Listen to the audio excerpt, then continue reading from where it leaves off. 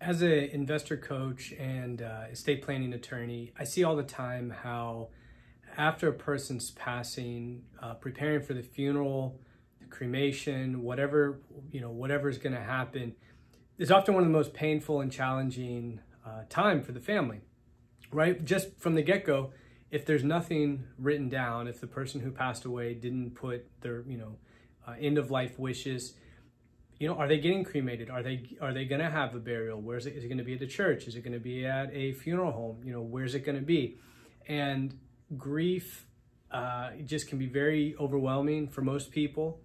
And trying to figure out those decisions while you're in the middle of it is just very, very challenging. So we always, as part of our planning process, try to help the clients map that out, right? They might not know exactly where they want to be buried or whatnot, but we at least, want to put some parameters in place, funeral versus cremation, some of the big things. And I've seen the good and the bad. I've seen the bad where nothing was written down and it just adds to more stress and frustration amongst the family. And I've seen the good where it was all planned out and it was very, very simple for the family. The other component of it, which can be challenging, is paying for it, right? Is paying for the service. For a funeral, the numbers range, but right now, most of the time it's going to be above $10,000. Cremation is going to be typically much less, but it really depends on the type of service you want and different things like that. One of the things that a lot of funeral homes and even places that do cremations will offer is some sort of prepaid contract. And so I'm just talking kind of, pros and cons of it. Well, the pro is it's paid for, right? And again, that's where I see a lot of times families, they're so stressed out and maybe they don't have the financial means to be able to pay for the funeral, or maybe one of the siblings does and they're upset because the other siblings aren't pitching in. You can just imagine a situation like that.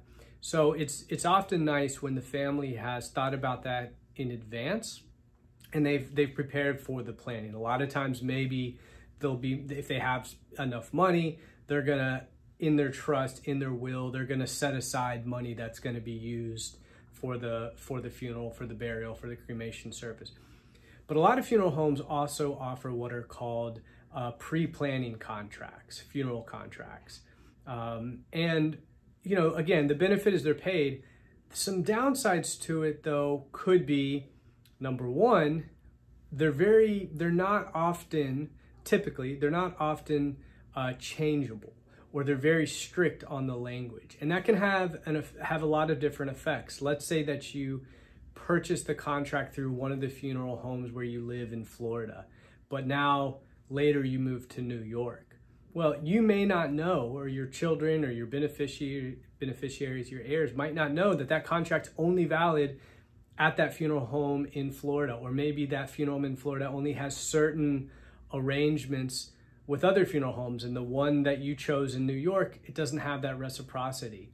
So they tend not to be very modifiable, very changeable, and so that can create a lot of problems. The other thing is, what if the funeral home that you buy the contract from goes out of business, right? It could be very challenging to how are you going to enforce that contract?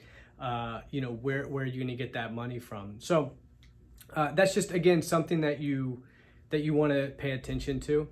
Again, they can be beneficial, again, for the main part that you're getting everything paid for.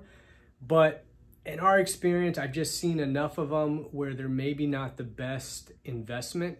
And again, if you know you're going to have the money, the good thing is if you have 10, 15,000, whatever you anticipate is going to be, you can just set that money aside.